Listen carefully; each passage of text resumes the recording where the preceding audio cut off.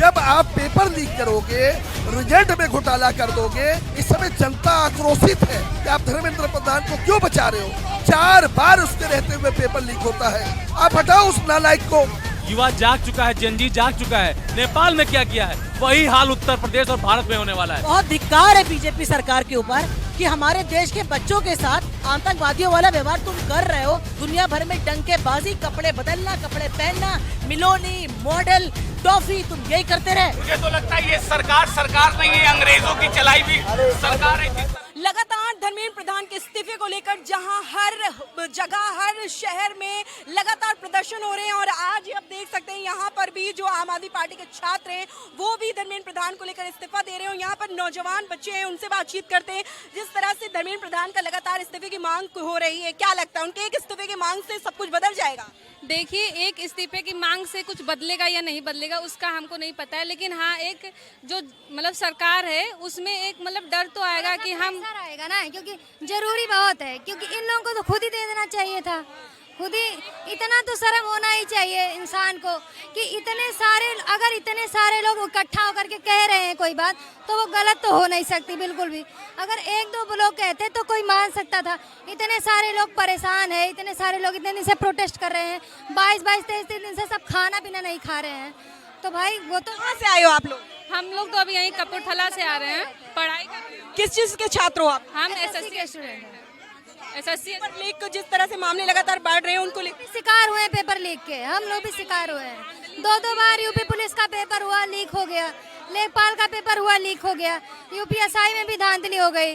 मैंने खुद होमगार्ड का पेपर दिया था, मेरा कटअप तक अच्छा खासा नंबर आ रहा था, लेकिन उसमें भी सीटें बिक गई और अचानक से जो सर बता रहे थे उससे ज्यादा कटअप चला गया। ये बच्चे कहीं ना कहीं इतने परेशान हो चुके हैं, जो पेपर देते हैं वो लीक हो जाता है, उसकी वजह से आहत हो चुके हैं और भी लोग उनसे बातचीत करते हैं। सर, लगातार ये इस्तीफे की मांग हो रही है धर्मेंद्र प्रधान की, क्या लगता है उनके एक इस्तीफे की मांग से सब कुछ बदल सकता है? देखिए, हम लोग जो है नरेंद्र मोदी जी बार बार कहते हैं पढ़ेगा इंडिया तो बढ़ेगा इंडिया। जब आप पेपर लीक करोगे, रिजल्ट में घोटाला कर दोगे, देश की जनता सड़कों पे उतर गई है। कोई पार्टीबाजी नहीं है इस समय जनता आक्रोशित है। नरेंद्र मोदी जी से आक्रोशित इस बात को लेकर है कि आप धर्मेंद्र प्रधान को क्यों बचा रहे हो। 4 बार उसके रहते हुए पेपर लीक होता है। 1 बार रिजल्ट का भी घोटाला उसने कर दिया। आप हटाओ उस नालायक को, अच्छे लोगों को लो। सोनम वांगचुक जी को शिक्षा मंत्री बना दो। देश का भविष्य अच्छा होगा, जिसने देश को अच्छे पेटेंट दिए। आखिर सरकार इतना डर क्यों रही है उनके इस्तीफा न देने की वजह से? सरकार इसलिए डर रही है कि अगर इस्तीफा दे देंगे उनकी पोल पट्टी खुल जाएगी। युवा जाग चुका है, जनजी जाग चुका है। सरकार ने देखा कि बांग्लादेश में क्या युवा ने किया है, नेपाल में क्या किया है, वही हाल उत्तर प्रदेश और भारत में होने वाला है। सरकार डर चुकी है। नरेंद्र मोदी की कुर्सियां हिल रही हैं, उनके पाए लड़खड़ा रहे हैं, क्योंकि एक मजबूत पाया उनका धर्मेंद्र प्रधान है। अगर वो इस्तीफा दे देगा तो उनको डर लग रहा है कि उनकी सरकार चली जाएगी। लेकिन ये जान ले सरकार, जो धर्मेंद्र प्रधान है, आप कह रही क्या होगा, ये शुरुआत होगी, युवा शक्ति की शुरुआत होगी, छात्रों की शुरुआत होगी। अगर कोई बीजेपी के खिलाफ बात करता है वो एंटी नेशनल हो जाता है। तो ये जान ले, ये आगाज है। 27 में उत्तर प्रदेश बदल रहा है और 29 में पूरा देश बदलेगा। ये सरकार जाएगी, ये सरकार किसी की नहीं है। क्या कुछ कहना चाहेंगी मैम? जिस तरह से सोनम वांगचुक को लेकर वहां पर उनको डिटेन कर दिया, उनको हटाया गया, बता रहा था उनकी स्वास्थ्य बिगड़ रहा था, इसलिए उनको अस्पताल में भर्ती करना बेहद जरूरी था, इसलिए दिल्ली पुलिस ने इस तरह का कोर्ट के आदेश के बाद उन ये सब किया है। क्या कुछ कहना चाहेंगे? बहुत धिक्कार है बीजेपी सरकार के ऊपर।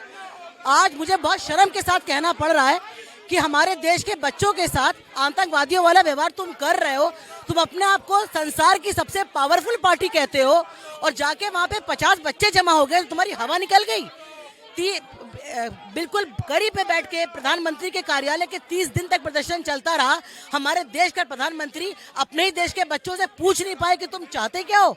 दुनिया भर में झूठा ढिंडोरा, दुनिया भर में डंकेबाजी, कपड़े बदलना, कपड़े पहनना, मिलोनी, मॉडल, टॉफी, तुम यही करते रहे। तुम्हें 30 दिन तक अपने देश के बच्चे नहीं दिखाई दिए। वो बच्चे तो जान दे चुके हैं। और अब ये मुद्दा सिर्फ नीट पेपर का नहीं है। आज पूरे देश के छात्र सड़कों पे आ चुके हैं, पूरे देश के लोग सड़कों पे आ चुके हैं। जो पिछले 10 से 14 सालों तक लोगों के दिलों में अंगार दबा था, वो सब आज सड़कों पर है। आप जाके दिल्ली देखिए, अब ये मुद्दा खाली नीट का नहीं है। हर घर में बच्चे हैं, आपके घर घर में भी बच्चे, मेरे घर में भी बच्चे हैं, 5-5 साल के बच्चे प्रदर्शन में पहुंच रहे हैं। आज उनको अपने भविष्य का खतरा दिखाई दे रहा है। सरकार कहती है जो सीजेपी है, कॉकरोच जनता पार्टी है, वो सब पाकिस्तानी का प्रोपेगेंडा है, वो सब पाकिस्तानी के लोग हैं, इसीलिए वो सब कर रहे हैं। सरकार को लगता है कि उसने शर्जील इमाम को मैनिपुलेट करके जेल में डाल दिया तो हर आवाज उठाने वाला आतंकवादी है। ये सरकार को पता चल जाएगा। आज खाली छात्र नहीं, आज पूरे देश के लोग सड़कों पर हैं। बीजेपी यही डिजर्व करती थी, इसके बगैर देश का उद्धार होने वाला नहीं था। आज हम बहुत प्राउड से कह सकते हैं, तुमने हमको जितना डराया, तुमने हमको जितना दबाया, आज उतनी ताकत से हम सड़कों पर हैं। हमारे नेता ने कहा है कि अगर सड़कें सुनसान हो गई तो संसद आवारा हो जाएगी। इस बीजेपी ने समझ लिया था कि संसद आवारा हो गई है। इस देश के युवा, इस देश के लोग, भारत देश के जितने भी नागरिक हैं, वो संसद को आवारा कभी नहीं होने देंगे। इस बार बीजेपी सरकार को मुंह तोड़ जवाब देगा। तुम्हें इलेक्शन तो क्या, तुम्हें हम इलेक्शन तक नहीं जाने देंगे, तुम्हें इलेक्शन तक पहुंचने नहीं देंगे। एक एक वोट का जवाब तुम दोगे, एक एक जान गई उसका जवाब तुम दोगे, एक एक बच्चे के कत्ल का इल्जाम तुम्हारे ऊपर है। अब ये आर पार की लड़ाई है, ये खाली आंदोलन नहीं है, ये कफन बना हुआ है हमारे सर पे। 5-5 साल के बच्चे प्रोटेस्ट में खड़े हुए हैं। बेशरम सरकार है, एक चोर का तुम समर्थन कर रहे हो। धर्मेंद्र प्रधान तुम्हारे लिए इतना इंपॉर्टेंट हो गया, तुम्हारी गई हुई जाने बच्चों की, 30-30 दिन से बच्चे भूखे प्यासे पड़े हुए हैं। बेशरम हो गए हो तुम, धिक्कार है तुम्हारे ऊपर, लानत है इस देश के प्रधानमंत्री के ऊपर।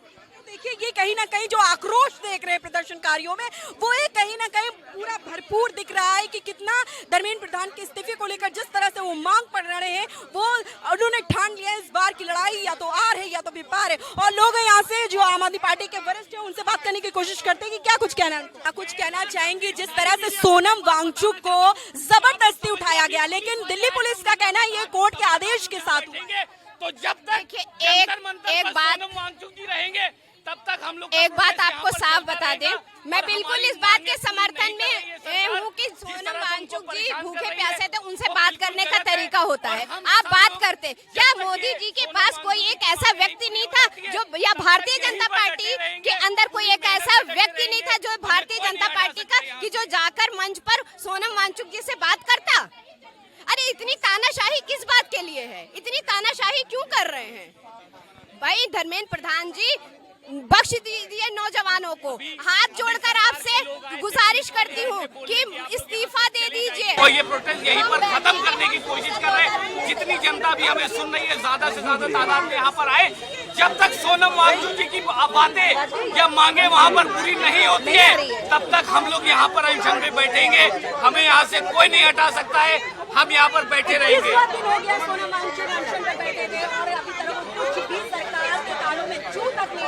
क्या लगता है आपको ये कि आगे जिस तरह से प्रदर्शन हो रहा है, सरकार कुछ निर्णय लेगी या नहीं लेगी? मुझे तो लगता है ये सरकार नहीं है, अंग्रेजों की चलाई हुई सरकार है। जिस तरह से क्रांतिकारी साथियों के ऊपर अंग्रेजों ने, अंग्रेज, मैं बता रहा हूँ, मैं वहीं पर आ रहा हूँ, जिस तरह से अंग्रेजों ने हमारे क्रांतिकारी साथियों के साथ में दुर्व्यवहार किया, फांसी पे चढ़ा दिया।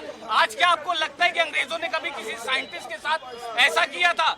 आज एक साइंटिस्ट बैठा हुआ है अनशन पे, किसके लिए? हमारे आपके बच्चों के लिए अनशन पे बैठे हुए हैं। साइंटिस्ट किसके लिए धक्के खा रहे हैं? हमारे आपके बच्चों के लिए कर रहे हैं। उनके घर में कोई बच्चा नहीं है, उनके घर में कोई ऐसा व्यक्ति नहीं है जिसके लिए वो नीट के लिए तैयारी कर रहे हो। लेकिन ये अनशन चलता रहेगा। मैं लखनऊ वालों से आपके माध्यम से अपील करता हूँ कि ज्यादा से ज्यादा तादाद में यहाँ पर आए और हमारे प्रोटेस्ट में शामिल हो। आप देखिए सामने पुलिस की गाड़ी आ गई है, पुलिस वाले हमें लादने के लिए आए। मैं नहीं जाने वाला हूँ। चलाकर बच्चों को डरा रहे थे, नौजवानों को डराना चाह रहे थे। आज हमें गाड़ी लगाकर हमें भरने की कोशिश करेंगे, लेकिन हम आपके चैनल के माध्यम से ये बात जनता तक पहुंचाना चाहते हैं कि आज आपके बच्चों के भविष्य खतरे में है। आज आपकी जरूरत है, हमारी आवाज में अपनी आवाज को मिलाइए। आइए हमारे साथ स्वास्थ्य भवन चौराहे पर लोग पार्क के अंदर एक बड़ा आंदोलन करते हैं। यहाँ लखनऊ के अंदर एक जंतर मंतर पैदा करते हैं। देखिए यहाँ पर जो